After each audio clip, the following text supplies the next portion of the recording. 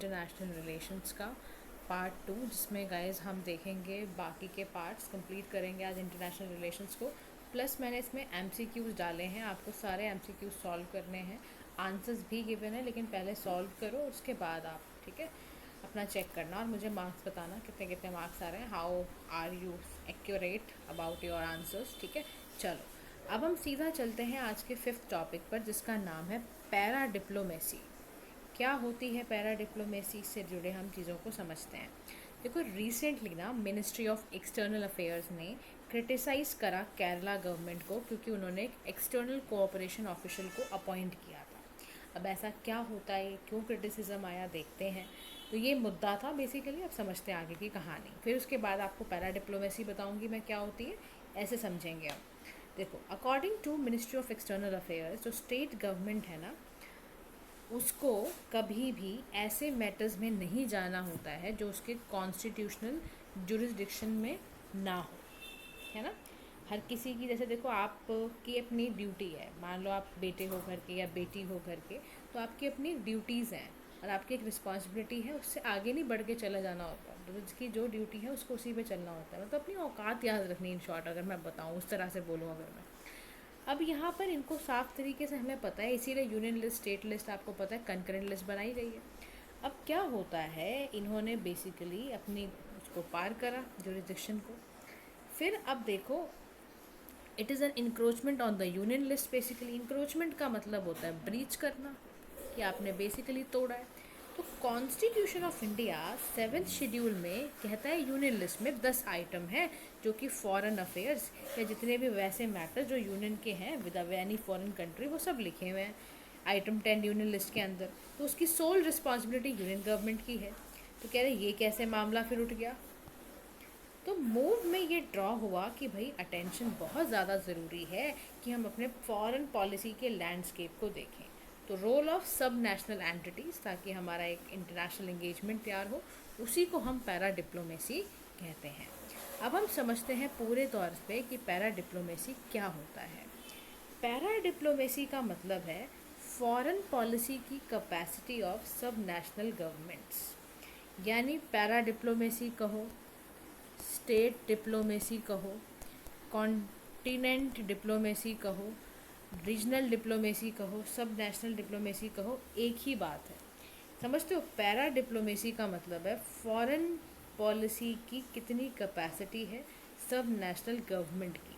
इसको थोड़ा सा और अगर आप समझने की कोशिश करोगे तो आपको और समझ में आएगा कि पैरा डिप्लोमेसी क्या होती है।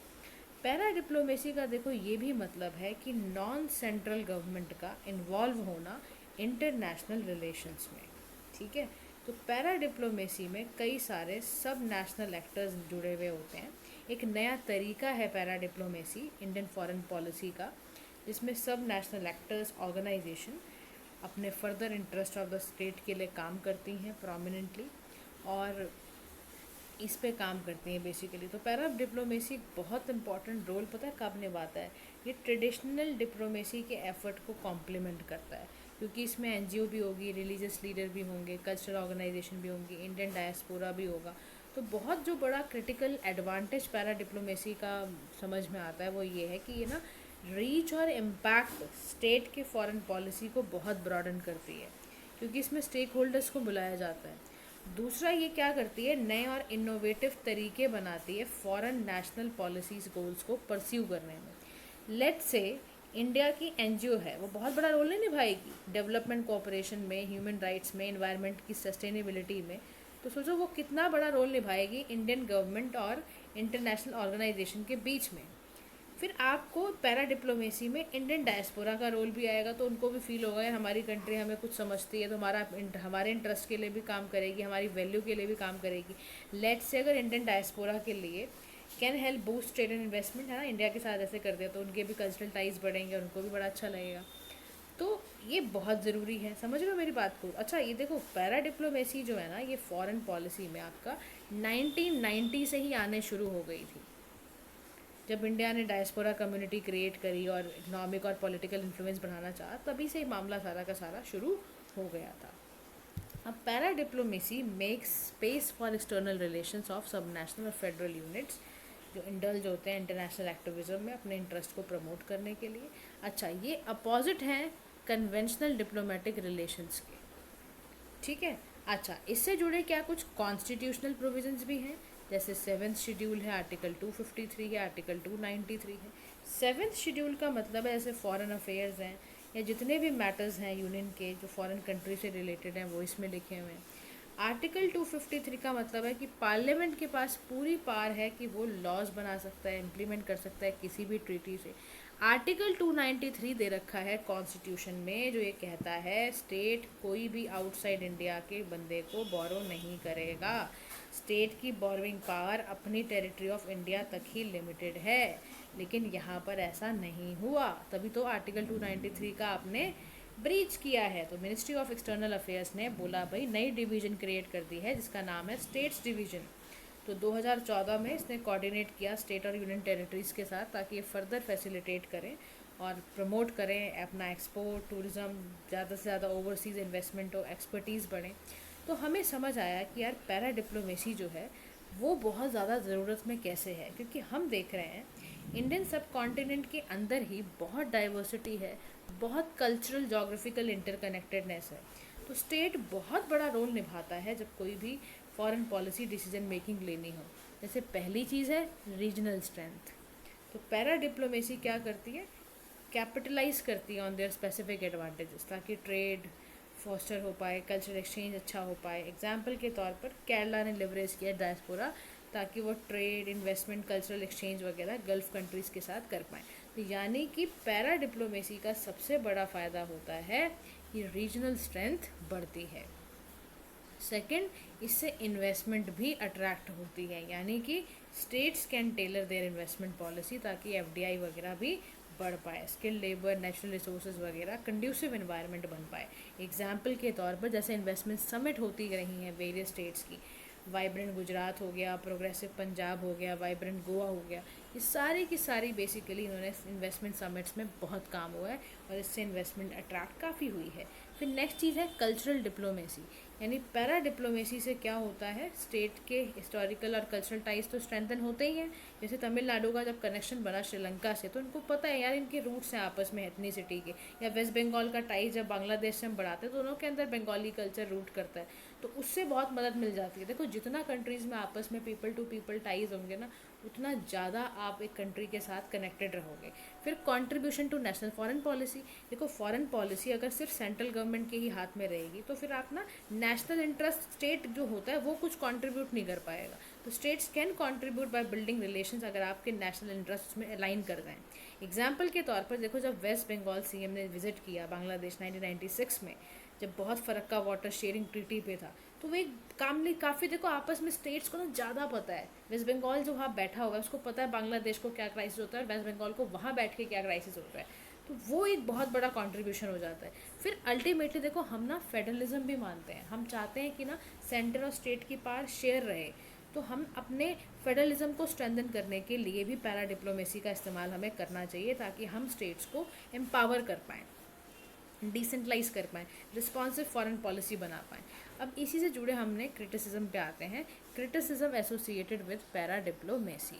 तो सबसे पहला क्रिटिसिज्म है कॉन्स्टिट्यूशनल क्रिटिसिज्म, यानी फॉरेन अफेयर क्योंकि यूनियन लिस्ट के पार्ट में आते हैं इंडियन कॉन्स्टिट्यूशन में, इसीलिए तो स्टेट की इन्वॉल्वमेंट है इंटरनेशनल रिलेशंस में, ये एक देखी जा रही है encroachment on the union governments power. Encroachment का मतलब क्या हुआ, ब्रीच है बेसिकली, कि फॉरेन अफेयर क्योंकि यूनियन लिस्ट का पार्ट है, स्टेट का इन्वॉल्वमेंट एक तरह से यूनियन गवर्नमेंट की पावर को तोड़ने का काम करेगा। फिर पैरा डिप्लोमेसी से दूसरी समस्या आती है रिसोर्स का कंस्ट्रेंट, कि देखो आप मेरी बात सुनो, स्टेट्स के पास इतना फिनेंशियल रिसोर्स नहीं होता है, अगर वो इन चीज़ों में भी पैसा लगाने लगा डेलीगेशन में, इंटरनेशनल पार्टनरशिप में, तो कहाँ से लाओगे आप इतना पैसा, कितनी चीज़ों के लिए तो आप यूनियन गवर्नमेंट पे डिपेंडेंट रहते हो, आपके इतने सोर्सेज तो है नहीं इनकम कमाने के। फिर पॉलिटिकल डिफरेंसेस हैं, पॉलिटिकल पार्टी जो पावर में है स्टेट लेवल पे उनकी डिफरेंट प्रायोरिटीज़ हैं, आइडियोलॉजीज़ हैं। फॉर एग्जांपल दबहौल प्रोजेक्ट जो महाराष्ट्र का है बिगिन ऑनली जब बहुत एक्टिव सपोर्ट मिला था सेंट्रल गवर्नमेंट का, फिर डाइवर्जेंट इंटरेस्ट है, स्टेट गवर्नमेंट के भी बहुत डाइवर्ट इंटरेस्ट है। For example Teesta water sharing agreement है, उसको रोका गया क्योंकि वेस्ट बंगाल गवर्नमेंट ने करा। तो आप बात को समझो, पैरा डिप्लोमेसी इन चीज़ों में वर्क नहीं कर पाएगी। फिर बायलेटरल रिलेशंस की बात आती है तो देखो, अगर स्टेट गवर्नमेंट का इनडायरेक्ट रिलेशंस हुआ तो इंडिया के बायलेटरल रिलेशंस पे फ़र्क नहीं पड़ेगा। इंडिया अगर वोट करता है यूएनएचआरसी में against a friendly neighbour Sri Lanka, तो सोचो आप, तो आप बात को समझो कि बायलेटरल रिलेशंस पर भी ना टकराव हो सकते हैं। फिर सिक्योरिटी का कंसर्न तो है ही। जब आप पैरा डिप्लोमेसी में मान लो आप ना नॉर्थ ईस्टर्न स्टेट्स हैं, ऐसे बॉर्डर करते हैं, स्टेट बाउंड्री पाकिस्तान और चाइना, आपके नहीं करेंगे, सेंसिटिव रीजन्स हैं, इनको आप खुला छोड़ दोगे तो क्या है, फिर तो चाइना ही चला जाएगा, अरुणाचल प्रदेश उठ के। तो इतना ज़्यादा आप खुली छूट नहीं दे सकते हो, इतना ज़्यादा फेडरलिज्म पे नहीं वो आप ट्रस्ट कर सकते हो। तो वे अहेड में कह रहा है कि ना देखो, इन समस्या का हल क्या है, इंस्टीट्यूशनल मैकेनिज्म तैयार करो। आप कॉन्सुलेट्स वगैरह बनाओ, आप इंडिविजुअल स्टेट्स में बना सकते हो, कोई उसमें परेशानी की बात नहीं है। लेकिन एक जो फेडरल फॉरेन अफेयर ऑफिसर है ना, वो MEA के अंदर ही काम करेगा। फॉर एग्जांपल MEA ही जो है वो सेपरेट एडमिनिस्ट्रेटिव सर्विसेज बनाएगी, ताकि आप म्यूनिसपैलिटी से फेडरल स्टेट्स के साथ बातचीत कर पाओ। फिर कैपेसिटी बिल्डिंग, आप एडिक्वेट रिसोर्सेज जो हैं स्टेट गवर्नमेंट के, उनको एलोकेट करो, उनको ट्रेनिंग दो स्टेट ऑफिशियल्स को। बेस्ट प्रैक्टिसेस शेयरिंग करो, यानी प्लेटफॉर्म्स क्रिएट करो जिससे कि आप एक सक्सेसफुल पैरा डिप्लोमेसी मॉडल पे तैयार कर पाओ। फिर रेगुलर असेसमेंट लो ताकि आप चेक कर पाओ impact of para diplomacy initiative, और गाइडलाइंस बिल्कुल क्लियर कट बनाओ और ऐसी बनाओ जिससे कि ना आप स्टेट और ओवरऑल नेशनल इंटरेस्ट को स्ट्रेंथन कर पाओ। ठीक है, तो ये सारे काम करने से आपको पैरा डिप्लोमेसी भी ठीक से वर्क कर पाएगी। अब हम चलते हैं अपने नेक्स्ट टॉपिक की ओर, जिसका नाम है South China Sea tensions and international trade.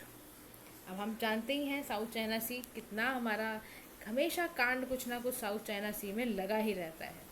अब why it is in the news, देखो रिपोर्ट्स आई aggressive and dangerous conduct by Chinese vessels in the fiercely contested South China Sea have surged over the past 17 months. कह रहा देखो last 17 महीने उठाओ और देखो अगर ध्यान से कि साउथ चाइना सी पे चाइना के वेसल्स बड़े अग्रेसिव तरीके से आगे बढ़ते जा रहे हैं, और बहुत ही डेंजरस कंडक्ट है इनका, तरीके बड़े ख़राब हैं और बड़ा कंटेस्ट कर रहे हैं यहाँ पर।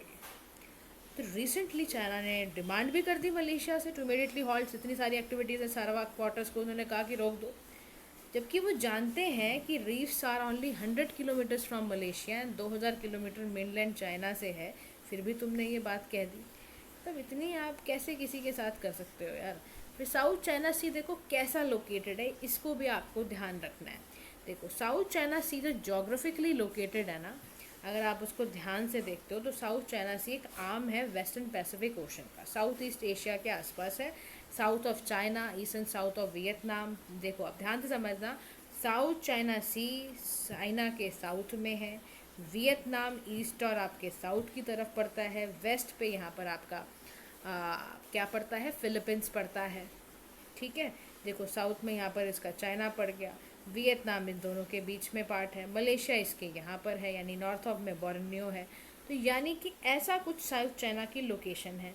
200 यहाँ पर अनइनहेबिटेबल स्मॉल आइलैंड भी हैं जिसमें रॉक्स हैं, रीफ्स वगैरह भी हैं। अब कांड क्या होता है यहाँ पर, देखो कांड सबसे बड़ा यहाँ पता है क्या है, 1992 में चाइना ने जैसे क्लेम करा एंटायर SC है South China Sea based on its historical right to the area.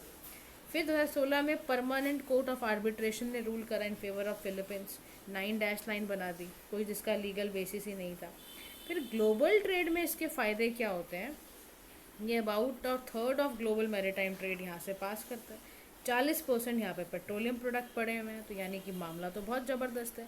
अच्छा क्या कोई की प्लेयर्स भी हैं साउथ चाइना सी के, हाँ जी बिल्कुल हैं, जैसे आपका चाइना है, ताइवान है, वियतनाम है, फिलीपींस है, मलेशिया ब्रुनई है, US है, ये सारे के सारे की प्लेयर्स हैं साउथ चाइना सी में। ठीक है, चाइना क्या करता है, चाइना एक क्लेम करता है the biggest share maintaining its right to almost 90% of, आप समझ लो साउथ चाइना सी पे चाइना का देखो क्लेम, देखो क्या कह रहा है, कह रहा है देखो पारासल आइलैंड मेरा ही है, 9 रीफ स्पेरेटली आइलैंड की मेरी ही है, देखो आपके क्लेम। अब ताइवान क्या कहता है, कहता देखो हमारी हिस्ट्री रही है चाइना के साथ, तो वो पार्ट हमारा भी हुआ। वियतनाम कहता है पारासल और स्प्रेटले उसका है 17वीं सेंचुरी से ही। फिलीपींस कहता है जो चाइना क्लेम करता रहता है बार बार फिलीपींस की एक्सक्लूसिव इकोनॉमिक जोन, हम तो नहीं देंगे भाई तुम्हें। मलेशिया ब्रुनई में क्या रहता है कि वो कहते हैं कि उनका जो पूरा एक्सक्लूसिव जोन है वो सारा उन्हीं का है as per UN United Nations का जो convention law of the sea है। यूएस कहता है कि no territorial rights but has a significant एक फिगर है जिसमें एक ऐसा किसी का कोई राइट नहीं है बल्कि एक नेविगेटिंग एक्सरसाइज सभी कर सकते हैं। सब ने अपने अपने तरीके से बातों को रखा है। की प्लेयर्स यही हैं आपके, China, Taiwan, Vietnam, Philippines, Malaysia, Brunei, US, ये की प्लेयर्स हैं साउथ चाइना सी के। अब क्यों कॉन्फ्लिक्ट है? देखो कॉन्फ्लिक्ट पता है क्यों होता है किसी भी जगह पे? Resources is the main reason. The reasons for the conflict in South China Sea is, the very first reason is territorial disputes. China का इतना हटे रहना, असर्टिवनेस का मतलब क्या होता है? हट करना in South China Sea has steadily increased. इससे टेंशन राइज हुआ, South East Asian claimant states का बहुत ज़्यादा वो बढ़ा। तो 2013 से 2015 के बीच में हम देख सकते हैं कि चाइना ने ना आर्टिफिशियल आइलैंड बनाए हैं जिसका कि एरिया जो है 3000 एकर्स है 7 कोरल रीफ्स में। चाइना ने ना क्या किया, साउथ चाइना सी को पूरी तरह से मिलिट्राइज कर दिया है। तो सबसे बड़ा कांड क्या है? चाइना का हटी हो जाना। इसीलिए टेंशन है साउथ ईस्ट एशियन कंट्रीज़ में। फिर रिसोर्स का कंपटीशन है ही, क्यों है समझो, देखो बात समझो, why this region is so dangerous. क्योंकि यहाँ पर 3.6 बिलियन बैरल पेट्रोल पड़ा हुआ है, 40.3 ट्रिलियन क्यूबिक फीट लिक्विड पड़ा हुआ है नेचुरल गैस का, रेयर अर्थ मेटल भी यहीं पर पड़े हुए हैं। तो साउथ चाइना में आप सोचो फिशरी भी जो होती है उसमें $100 बिलियन यहाँ एनुअली जनरेट होते हैं। तो यहाँ पर ये भी एक बात है। फिर नेशनलिज्म एंड डोमेस्टिक पॉलिटिक्स की बात की जाए तो one of the most important factor South China Sea के कॉन्फ्लिक्ट में is accentuation of nationalism in the claimant countries. Example के तौर पर चाइना एंड वियतनाम में नेशनलिस्टिक रियोटोरिक है to bolster their claim in SCS। दोनों ही क्लेम करते हैं ये हमारा है, ये हमारा है। अब उसमें यूएस की भी एंट्री हो जाती है तो यूएस कहता है नहीं भाई, यू चाइना को कहो चुपचाप रहे, हट जाए यहाँ से, सबका है ये है। तो आप समझो अलग अलग चीज़ों की प्रॉब्लम है। फिर स्ट्रेटेजिक इंटरेस्ट समझो आप, SCS जो है वो शॉर्टेस्ट वे है Pacific to East Indian Ocean में जाने का। और बिजनेस शिपिंग लेन है वर्ल्ड की। ईस्ट एशिया को इंडिया के साथ कनेक्ट करती है, वेस्टर्न एशिया, यूरोप, अफ्रीका को, चारों कंट्री के कॉन्टिनेंट्स को अलग अलग जगह से कनेक्ट करती है। क्यों नहीं होगा फिर लड़ाई का काम? जिसकी जितनी इम्पोर्टेंस उसी के लिए उतनी लड़ाइयाँ, ठीक है। अब साउथ चाइना का जो डिस्प्यूट है इसकी वजह से ग्लोबल ट्रेड पर क्या असर पड़ता है? The very first crisis is Chinese aggression, यानी कि चाइना का मिलिट्री में एग्रेसिव एक्शन होना सीवे रिसेंटली, यानी क्लैशेस होना फिलिपिनो शिप्स के साथ, और इससे बहुत फियर हो जाना। यूनाइटेड स्टेट्स की तरफ अगर आप देखोगे तो रिपीटेडली यूनाइटेड स्टेट वार्न कर रहा है that is obligated to defend the Philippines if they were to be attacked. United States कह रहा है कि वार्न करता जा रहा है फिलीपींस को, कह रहा है हम तेरे साथ हैं, अगर तू अटैक नहीं हम पर अटैक होगा और हम मारेंगे उठा के सबको। चाइना अपना ही एग्रेशन दिखा रहा है। ताइवान कह रहा है बीजिंग जो मिलिट्री फोर्स यूज़ कर रहा है हमारा डेमोक्रेटिक आइलैंड को लाने में अपने कंट्रोल में, ये भी हम बर्दाश्त नहीं करेंगे। इससे और टेंशन हो रही है। फिर पोटेंशियल ब्लॉकेड है मलक्का स्ट्रेट में, जिन्हें देखो जब भी चाइना ताइवान लड़ेंगे ग्लोबली डिस्ट्रप्शन आएगी। आप सोचो सिक्योरिटी की दिक्कत, कंजेशन बढ़ जाएगा, शिपिंग कॉस्ट बढ़ेगी जितनी ज़्यादा। अब देख नहीं रहे हो आप यूक्रेन रशिया की लड़ाई के बाद कितनी चीज़ों में महंगाई हो गई है, देश का हाल देख रहे हो आप कोविड-19 के बाद। कह रहा अगर यहाँ पर ऐसा कुछ होता है, टेंशन एस्केलेट होती हैं तो आप समझो मैरीटाइम रीरूटिंग करनी पड़ेगी, डिले होगा, प्राइस बढ़ जाएंगे, शॉर्टेज होगी, कि एशियन पोर्ट्स को बहुत रेवेन्यू लॉस देखने को मिलेगा। अब अगर इंडिया की बात करें कि इंडिया की भी क्या कोई साउथ चाइना सी में इन्वॉल्वमेंट है? जी बिल्कुल है। अभी हमने कल ही एक्ट ईस्ट पॉलिसी को 10 साल मनाए हैं, है ना, जो कि कभी लुक ईस्ट पॉलिसी हुआ करती थी PV नरसिम्हा राव जी के टाइम पे। तो इंडिया की जो इन्वॉल्वमेंट है, इंडिया ने ना अपना इन्फ्लुएंस लुक ईस्ट पॉलिसी की वजह से एक्सपेंड किया है साउथ चाइना सी में, जबकि चाइना कभी इस बात के लिए राज़ी नहीं था। बट हमें क्या, हम तो ये था भाई नहीं हम तो करेंगे भाई, तुम भी तो किसी की नहीं सुनते हो तो हम भी करेंगे। फिर strategic importance for India, water में, यानी जो साउथ चाइना सी है, क्योंकि वो इंडियन ओशन के साथ कनेक्ट है with east China Asia, Malacca strait वगैरह से, तो ये भी बहुत क्रुशियल था। फिर ट्रेड की बात करें तो मेजॉरिटी जो इंडिया के इंटरनेशनल ट्रेड है वो आपका सी बॉर्न है, हाफ जो पास कर रहा है वो मलक्का स्ट्रेट से ही कर रहा है। सिग्निफिकेंट पोटेंशियल एनर्जी रिजर्व यहीं पर पड़े हुए हैं। मैरीटाइम असेट की अगर बात करें, ऑयल एक्सप्लोरेशन ब्लॉक हो गया, ये सारी चीज़ें यहाँ पर ही हैं। फिर इंडिया का ऑब्जेक्टिव क्या है इन द SCS? इंडिया ये चाहता है उसकी पोजीशन बनी रहे और maritime domain free, open, inclusive सभी के लिए रहे और एक ग्लोबल कॉमन की तरह यूज़ हो ये वाला जोन पूरा, जैसे यूएस चाहता है इंडिया भी यही चाहता है। इंडिया इसके लिए, देखो इंडिया ये क्यों करता है, क्योंकि इंडिया चाहता है कि आसियान कंट्रीज़ के साथ इकोनॉमिक स्ट्रेटेजिक टाइज बने रहें, joint naval exercise, military training होती रहे। इसीलिए हमने एक्ट ईस्ट पॉलिसी का नाम भी कर दिया। हमने कहा नेबरहुड फर्स्ट तो करेंगे, एक्सटेंडेड नेबर्स के साथ भी हम अपने रिश्ते बनाएंगे, सागर पॉलिसी, हम क्वाड भी करेंगे। तो इंडिया का अपना यहाँ पर एक दिलचस्पी है इंडिया की। तो वे फॉरवर्ड में कह रहा है, देखो लड़ाई झगड़े से तो क्या ही होगा, आप कुछ नहीं कर पाओगे। तो सभी को कहा जा रहा है कि डिप्लोमेटिक इंगेजमेंट में रहो, आप कैंडिडेट प्रोडक्टिव डिस्कशन करो कंटेंटेड पार्टीज़ के साथ, एक इम्पार्शियल आर्बिट्रेशन बुलाओ, कॉन्फिडेंस बिल्डिंग मेजर्स तैयार करो, ऐसे प्रोसीजर्स लाओ जिसमें ट्रांसपेरेंसी, कम्युनिकेशन बढ़ता जाए और कंप्लाइंसेस को मानना शुरू कर दो विद इंटरनेशनल नॉर्म्स, और रीजनल कोलैबोरेशन करना शुरू कर दो, तो काफ़ी फ़ायदा हो जाएगा। अच्छा, अब शॉर्ट्स में यहाँ पर मामला आ रहा है इंडियन अमेरिकन डायस्पोरा। जो रिपोर्ट थी by BCJ and Indian diaspora, इन्होंने कंट्रीब्यूशन इंडियन अमेरिकन का दिखाया है टू US सोसाइटी। कह रहे despite constituting only 1.5% of US population, India के डायस्पोरा में काफ़ी कंट्रीब्यूशन है। Contribution of diaspora in USA की अगर बात करते हैं तो बहुत ज़्यादा इकोनॉमिक इम्पैक्ट देखने को मिलता है। कह रहा जो आपके इंडियन ओरिजिन्स के CEO हैं उसमें 16 फॉर्च्यून 500 कंपनीज़ के हैं। एग्जाम्पल के तौर पर जो बिजनेस लीडर हैं सत्य नडेला, शांतनु नारायण, ये सारे के सारे। फिर कल्चरल इन्फ्लुएंस की बात हो जाए कि वाइड सेलिब्रेशन यहाँ पर होता है। किस चीज़ का वाइड सेलिब्रेशन होता है? आपके दिवाली का, होली का, है ना। और सेलिब्रेट करते हैं शेफ्स विकास खन्ना, जैसे आपने अगर देखा हो तो कल्चरल इन्फ्लुएंस भी है। दीपक चोपड़ा जी के वेलनेस प्रैक्टिस करते हैं, वो इंडियन रूट से ही निकल कर आए हैं। इनोवेशन, रिसर्च, डेवलपमेंट बहुत अच्छी है। हमारे अभिजीत बनर्जी, ये सारे, हरगोविंद खुराना, ये सारी फेमस पर्सनालिटी साइंटिफिकली वहाँ काफ़ी काम कर रही हैं। Kamala Harris, first women president of Indian resident only, इस बार आपको पता चलेगा वो भी आएंगी डोनाल्ड ट्रंप के साथ चुनाव में लड़ने के लिए। अब देखो basically Indian American diaspora, India को इससे क्या क्या लाभ होते हैं। इकोनॉमिक सबसे बड़ा लाभ क्या होगा? इकोनॉमिक लाभ ये होगा कि US टॉप सोर्स रेमिटेंस बन जाएगा। फिर ब्रेन गेन की बात आएगी। 20% जो इंडियन यूनिकॉर्न्स है ना, have cofounders who have leveraged US higher education. फिर पॉलिटिकली डिप्लोमेसी एंड लॉबिंग शुरू हो जाएगा। गीता गोपीनाथ, रघुराम राजन, सौम्य स्वामीनाथन, ये एक काम रहेगा। कल्चरल डिप्लोमेसी, सॉफ्ट पावर वगैरह बनी रहेंगी। कह रहा one in American practice, yoga का प्रैक्टिस करते हैं, इंडियन क्विज़न्स, आयुर्वेदा को स्प्रेड करते हैं। इंडो US साइंटिफिक कोलैबोरेशन जैसे निसार है, आईसेट है, तो इनिशिएटिव लिए जा रहे हैं for diaspora engagement by India. Know India programme by ministry of external affairs. Pravasi Bharatiya दिवस हम हर 2 साल में 9 जनवरी को मनाते हैं।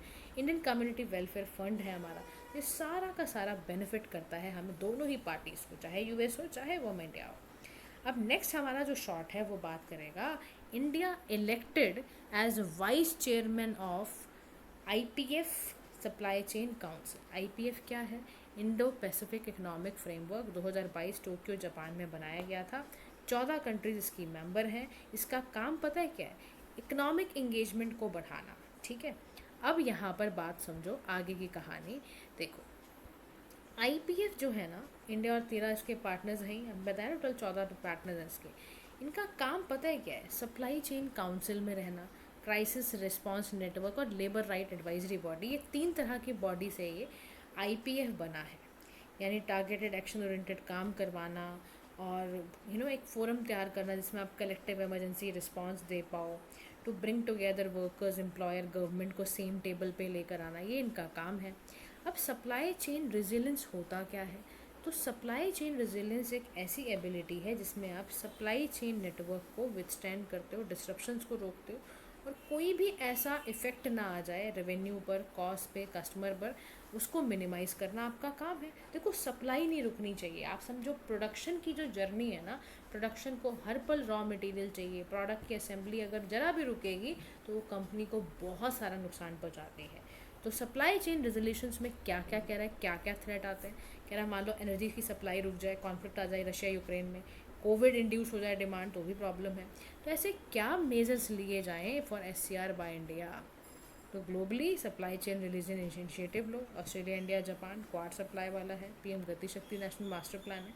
इन प्लान के द्वारा आप क्या कर सकते हो, रोक सकते हो सप्लाई चेन रिजिलेंस की प्रॉब्लम को दूर करने के लिए ज़रूरी है। अच्छा, तीसरी न्यूज़ आपके पास है सेंट मार्टिन्स लैंड आइलैंड के बारे में। यहाँ पर आया कि US यहाँ पर मिलिट्री बेस बना रहा है, जो कि सारा कांड ही बांग्लादेश क्राइसिस का यही है, क्योंकि US की चाहत है कि वो एक मिलिट्री बेस बनाए सेंट मार्टिन आइलैंड पर। अब ये कहाँ है, कैसे, why it is so important, why US is so interested for this base? देखो, सेंट मार्टिन जो लैंड आइलैंड है ना, स्मॉल कोरल है, ये नॉर्थ ईस्टर्न पार्ट में बे ऑफ बंगाल के पास है। इसको नरिकेल जंजीरा और कोकोनट आइलैंड भी बोलते हैं, दरुचीनी द्वीप भी बोलते हैं, किनामोन आइलैंड भी बोलते हैं। इस आइलैंड पे ना जब अगर एक्सटेंड कर देते हो तो एक पेनिनसुला भी आता है, पेनिनसुला लाइक दिस है ना, विच इज़ आपका प्लेन्स के बॉर्डर, आपके प्लेन एरिया है but connected with the coastal rivers and all, ठीक है, कोस्टल सीज के साथ कनेक्टेड है, but separated due to submergence of the portion of peninsula, क्योंकि भाई सबमर्जेंस हो गया, सेपरेट हो गया था ये। 1974 में बांग्लादेश म्यांमार इस एग्रीमेंट में आए थे, ये जो आइलैंड है बांग्लादेश टेरिटरी के पार्ट है। तो जियो पॉलिटिकली लोकेटेड ये हालांकि बांग्लादेश म्यांमार में है, लेकिन किसका है ये, बांग्लादेश का। अब ही सो इंटरेस्टेड, मतलब US तो बहुत इंटरेस्टेड हो गया इस पर। तो ये बात है। फिर उसके बाद आप देखो थोड़ा सा इसके बारे में और मैं आपको बताती हूँ। सेंट मार्टिन आइलैंड जो है ना, ये बड़ा ही मतलब दिलचस्प किस्सा है। देखो US कहीं भी ऐसे तो नहीं जाता बिना किसी काम के, तो आपको पता ही है इतनी अच्छी अच्छी बीचेज़ है ना यहाँ पर, और ये फेमस, आपको पता है इसकी नेचर की ब्यूटी, यहाँ क्लियर आपको ब्लू वाटर मिलेगा, diverse marine life like corals वगैरह यहाँ मिलेंगी आपको। 7.3 किलोमीटर्स का आप लगा लो ये आइलैंड है पूरा का पूरा, समझ रहे हो आप। तो ये चीज़ आपको ज़रूर ध्यान में रखनी है कि it is so so important, इसीलिए इतना इम्पॉर्टेंट है, इसीलिए इसका हिस्ट्री तो मैंने आपको कब कुछ बताया भी है इसमें। और यहाँ ना कोरल्स बहुत मिलते हैं, तो देखो इन्वायरमेंटल पॉइंट ऑफ व्यू से ये कितना ज़बरदस्त इलाका है ये, आप बात समझो। कोई भी चीज़ के लिए US ऐसे नहीं जाएगा, ऐसे नहीं घुस जाएगा, ठीक है। तो देखो इसका आपको मैंने बताया ना, तिनका ऑफ एक पुर होता है, अरब मर्चेंट आते थे, पता है आपको, सेटल होने आते थे वो यहाँ पर, मर्चेंट्स आते थे ज़्यादा से ज़्यादा यहाँ पर कोकोनट आइलैंड के अंदर। और 1900 में तो बताया जाता है ब्रिटिश इंडिया ने इस आइलैंड को एनेक्स कर दिया था, लैंड सर्वे वगैरह भी कराया था। तो कोई भी ऐसे थोड़ा ना एनेक्स कर लेगा, यहाँ पर ज़रूर मिनरल रिसोर्सेज जहाँ पर होते हैं वहीं पे किया जाता है ऐसा काम, समझ रहे हो बात को। This is very very important. तो यहाँ आपको बहुत ही देखो जहाँ पर भी अच्छी चीज़ें मिलेंगी वहाँ तो फिर आपको पता ही है ना, जाती हैं। चलिए नेक्स्ट पे हम चलते हैं अपना, नेक्स्ट हमारा लास्ट ट्रैक है कुर्स्क रीजन जो होता है। रशिया ने यहाँ पे इमरजेंसी डिक्लेयर कर दी थी, भाई कहाँ है ये, भाई देख लो यहाँ इसकी लोकेशन देख लो, central part of eastern European plain and border करता है ये यूक्रेन को। तो बेसिन जो है ना, नीपर, यहाँ पे जो बेसिन है इसका, इस पूरे रीजन का, वो नीपर है, यानी कि सेम एंड पसेल और डॉन रिवर है। मेन टाइप ऑफ जो सॉइल है यहाँ पर वो है चेरनोज़ेम, और यहाँ पर आपको आयरन और फॉस्फोरेट्स, पीट्स, बिल्डिंग मटेरियल, ये सारे के सारे इस रीजन में देखने को मिलते हैं, ठीक है। तो कुछ रीजन कहाँ पर है, रशिया के अंदर ये है। अब हम सीधा गाइस चलते हैं हमारे MCQs पार्ट पे, जिसमें आपको सॉल्व करना है क्वेश्चन। देखो सॉल्व करने के लिए क्या करना है, देखो सबसे पहला काम ये करना है कि पहले तो आप कृपया कर क्वेश्चंस को ध्यान से पढ़ेंगे, पॉज करेंगे वीडियो और क्वेश्चन करेंगे। तो very first question is related to global South summit, ठीक है। ध्यान से क्वेश्चन सॉल्व करना है, देखना है, फिर करना है। फिर is this question is this, ठीक है। रिसेंटली यहाँ पर ग्लोबल कॉम्पैक्ट फॉर सेफ, मैंने आपको जो पढ़ाया वैसा क्वेश्चन भी डाल दूँगी। इंडिया का एक्ट ईस्ट पॉलिसी से रिलेटेड भी क्वेश्चन मैंने डाला है, ये भी आपको चेक करना है। फिर आसियान रिलेटेड क्वेश्चन है, नॉट करेक्ट आपसे पूछा है, ये आप देखेंगे। फिर क्वेश्चन नंबर 5 में इंटरनेशनल बिग कैट अलायंस के बारे में है, कितने स्पीशीज़ को रिसेंटली लॉन्च करा गया था। फिर मैंने आपका सबसे फेवरेट क्वेश्चन पूछा है कि यूक्रेन को कौन कौन सी कंट्रीज़ बॉर्डर करते हैं, ताकि आपको याद रहें ये कंट्रीज़, ठीक है। फिर आपने आर्टिकल बताना है जिसमें लिखा जाता है, हमने पढ़ा है ये भी, जिसमें स्टेट इंटरनेशनल रिलेशंस को अग्रीमेंट बनाते हैं उससे रिलेटेड। फिर south China dispute following countries के बीच में, वो आपको बताना है। फिर इंडो पैसिफिक रीजन वाला एक क्वेश्चन डाला है मैंने। फिर एक कुछ रीजन्स के रिलेटेड मैंने क्वेश्चन डाल दिया ताकि आपको कोई भी प्रॉब्लम इसमें ना हो। आंसर्स इनके तब करना जब आप क्वेश्चंस को, सारे क्वेश्चंस को कर लेना, ठीक है। उसके बाद आंसर्स आप धीरे धीरे इसको देख लेना, तो यूल गेट। अच्छा बच्चे, आप लोग कहते हो कि पीडीएफ, तो वो डिस्क्रिप्शन बॉक्स में डाल दी जाएंगी, ठीक है। So thank you so much for listening, do like share and subscribe to PM Pathshala. Have a nice day to